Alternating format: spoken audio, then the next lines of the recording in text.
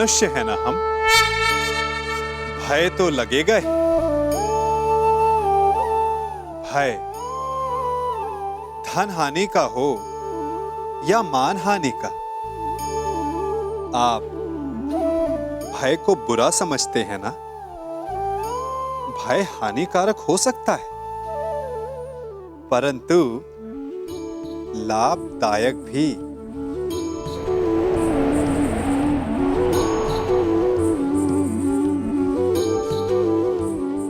सोचिए, किसी अनुचित कार्य के परिणाम का भय क्या आपको वो कार्य करने से रोक नहीं लेता? रोकता है, परंतु अनुचित कार्य हो जाने के पश्चात उसे संसार के समक्ष ना लाने देने का भय हमें एक के पश्चात दूसरी भूल करने पर विवश करता है। प्रयास करके हम अपना सम्मान बचा अवश्य लेते हैं, परंतु भविष्य में इसके परिणाम भयंकर सिद्ध हो सकते हैं। इसीलिए कोई भी कार्य करने से पूर्व उसके परिणाम को जानना जितना आवश्यक होता है, उतना ही आवश्यक होता है कोई भूल हो जाने के पश्चात उसे तुरंत स्वीकार कर लेना।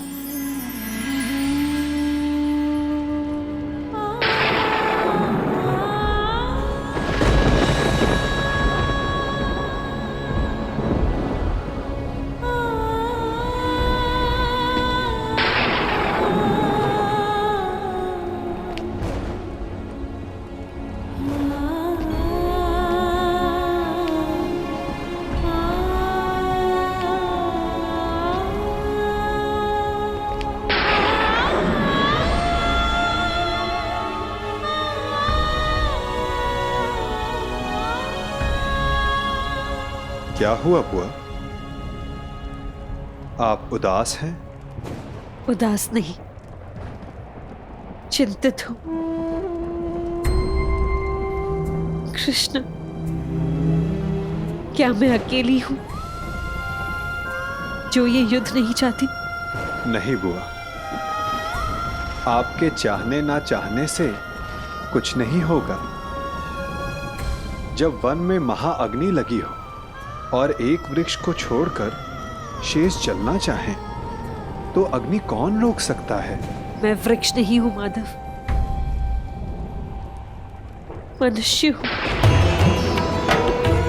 एक माता हूं। इसलिए मैं नहीं चाहती कि ये युद्ध हो। अपने पुत्र के लिए चिंतित हो बुआ? प्रतीत होता है कि आपके मन पर कोई बोझ है। उतार दीजिए बुआ।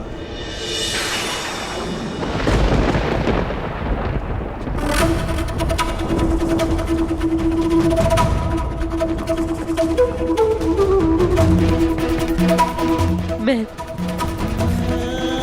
अपने दोनों पुत्रों के लिए चिंतित हूं।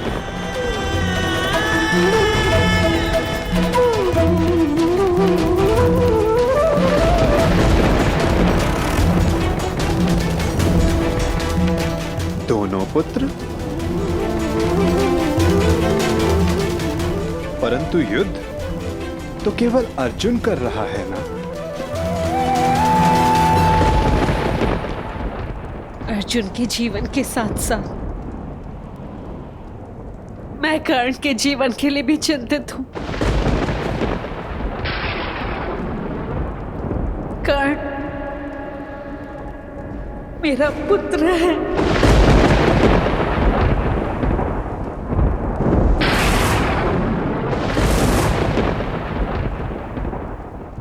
मेरा सबसे बड़ा पुत्र।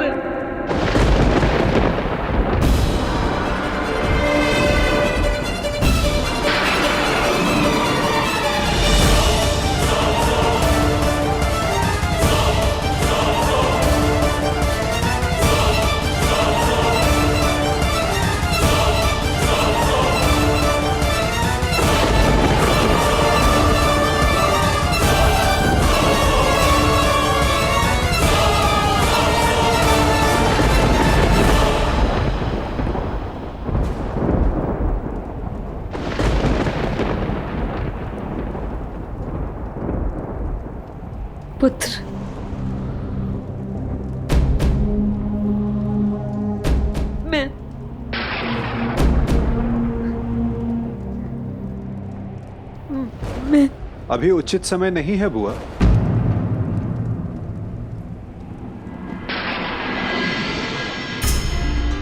किस बात का उचित समय नहीं है वासुदेव? भावुक होने का, अपने मन और कर्म से नियंत्रण खोने का।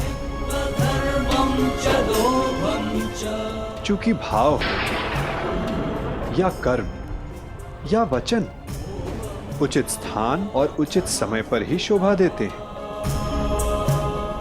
कदाचित इसीलिए प्रकृति ने मस्तिष्क का स्थान हृदय से ऊंचा रखा है, चूंकि समय पड़ने पर मस्तिष्क हृदय के प्रभाव पर नियंत्रण कर सके। कदाचित कल के द्वंद्व के लिए तुम यहां कुंती बुआ का आशीष लेने आए हो ना कर्ण? नहीं, मैं बस प्रणाम करने आया हूं।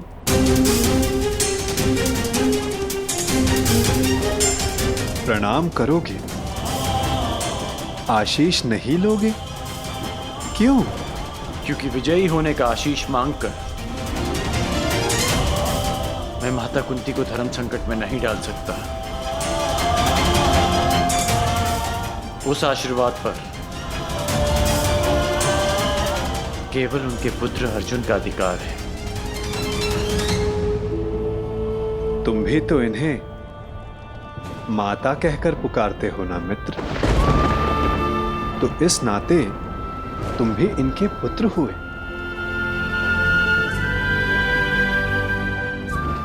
आशीर्वाद पर अधिकार तुम्हारा भी उतना ही है जितना अर्जुन का।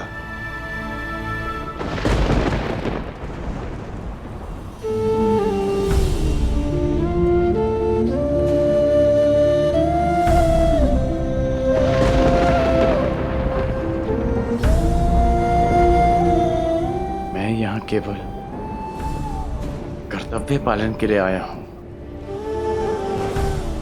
अधिकार माने नहीं।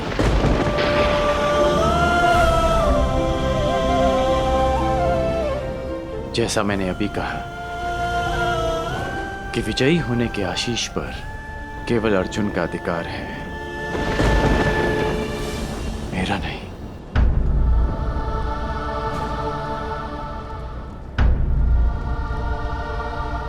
एक माता के लिए उसके पुत्र के विजय होने से अधिक उसका जीवित होना महत्वपूर्ण है।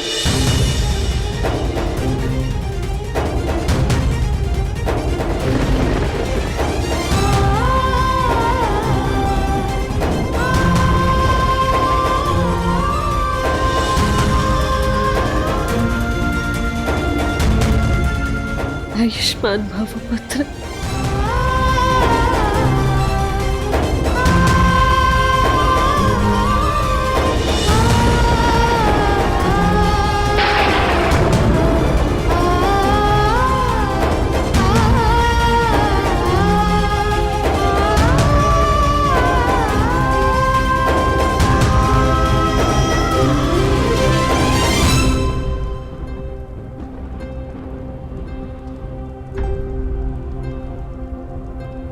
सत्य सम्मुख आएगा बुआ, परंतु उचित समय उचित स्थान पर। और वो समय कब आएगा? ये समय आपको स्वयं बतलाएगा बुआ। बुआ हूं ना तुम्हारी, और भक्त भी। क्या इस युद्ध को रोक सकते हो? कर्म कर सकता हूं, परंतु फल समय के हाथ में है।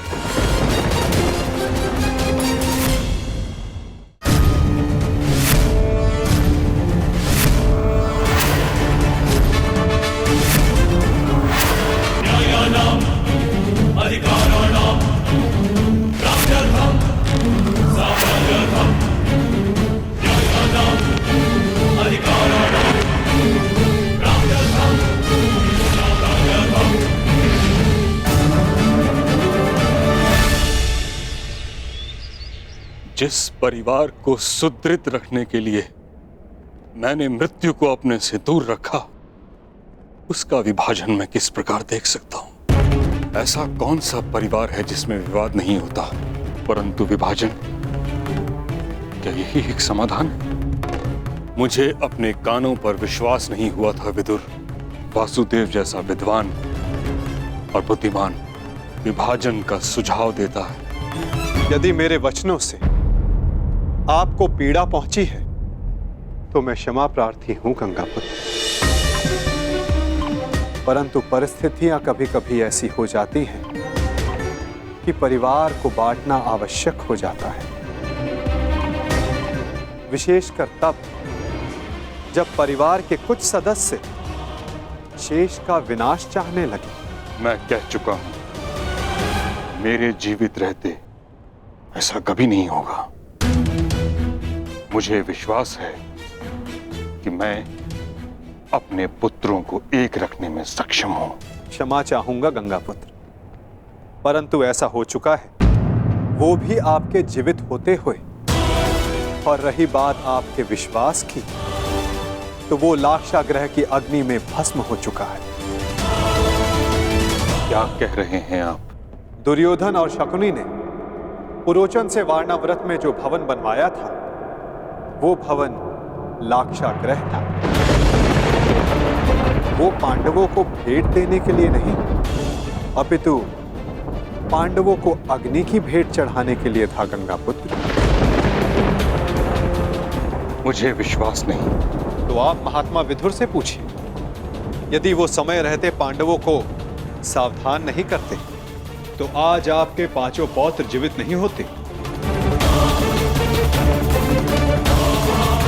वासुदेव ठीक कह रहे हैं तातश्री। तुमने मुझे बताया क्यों नहीं विदुर?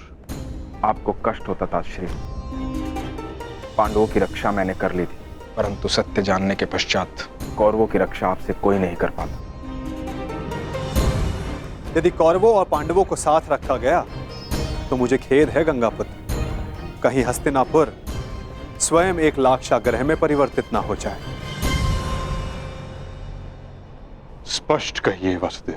तो सुनिए, द्रोण शिष्य और परशुराम शिष्य दोनों पराजय स्वीकार नहीं करेंगे। ना ही दोनों में युद्ध कौशल की कमी है, ना ही अस्त्रों का अभाव। तो निश्चित रूप से युद्ध भयंकर होगा। एक को विजय मिलेगी, एक को वीरगति। इस प्रश्न का उत्तर अवश्य मिल जाएगा कि हस्तिनापुर का अगला सम्राट कौन होगा, परंतु पांडवों और कौरवों के मध्य बैर समाप्त नहीं होगा गंगापुत्र। उनके ईर्ष्या और प्रतिशोध की अग्नि समाप्त नहीं होगी। कई लाक्षागृह सजेंगे और निश्चित रूप से हस्तिनापुर के प्रारब्ध में केवल युद्ध रह जाएगा, केवल रक्त रह जाएगा, केवल प्रतिशोध रह जाएगा गंगापुत्र।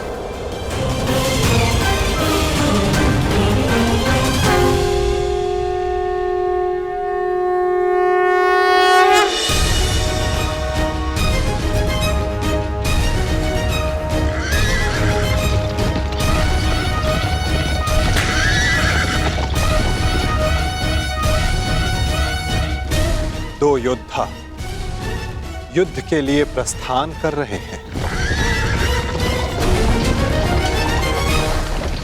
और संभवतः उनमें से एक ही लौट पाए। निर्णय आपका है गंगापुत्र।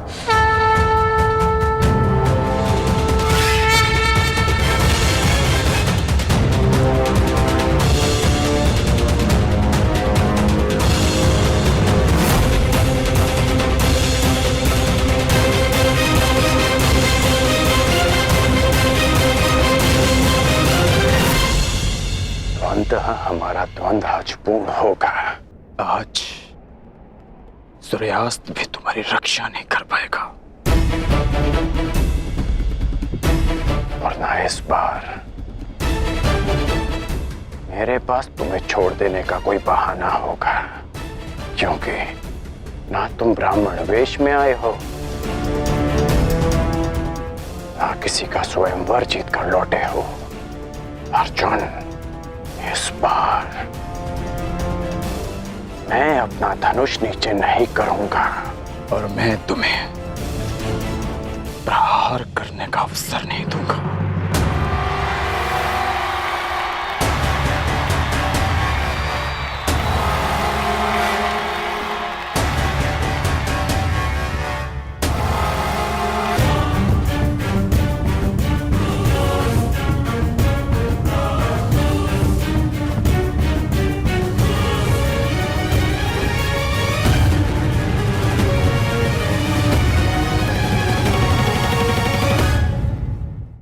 कर्ण और अर्जुन द्वंद्व के लिए प्रस्तुत है महाराज। द्वंद्व प्रारंभ किया जाए ताज।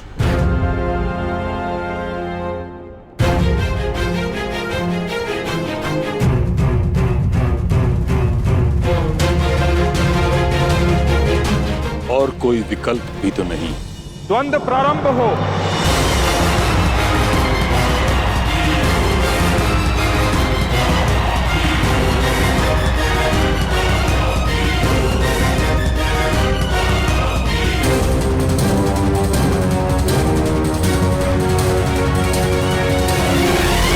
ये द्वंद्व नहीं, तुम्हारा सौभाग्य प्रारंभ हो रहा है मेरे होने वाले सम्राट।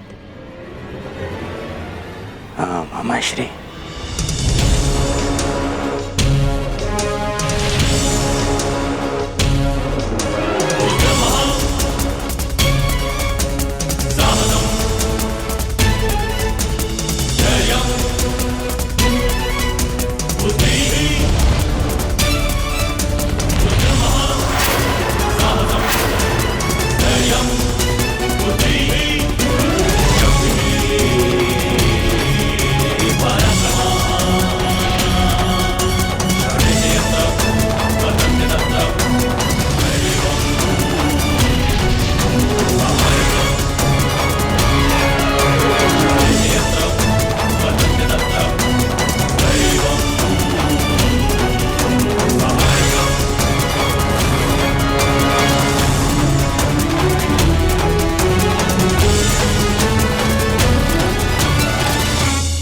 रुको।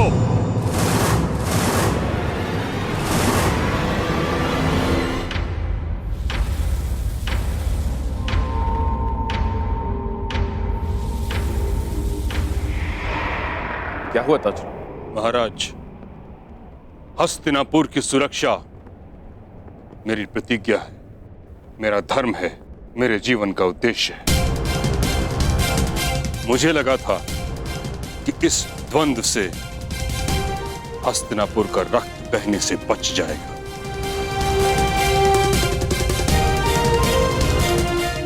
परंतु अब मुझे प्रतीत होता है कि यह द्वंद्व हस्तिनापुर के हित में नहीं।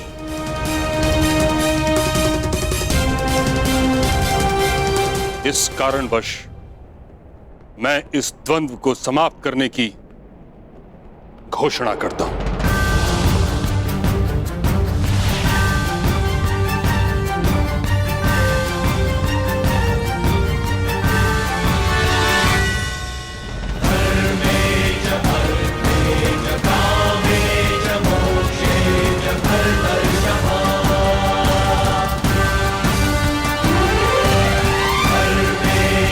क्योंकि आज अंगराज की विजय हो या अर्जुन की, युधिष्ठिर सम्राट पद पर बैठे या दुर्योधन, इन भाइयों के मध्य का बैर और इनकी होड़ समाप्त नहीं होगी। परंतु पितामह, इसके अतिरिक्त और क्या हल है?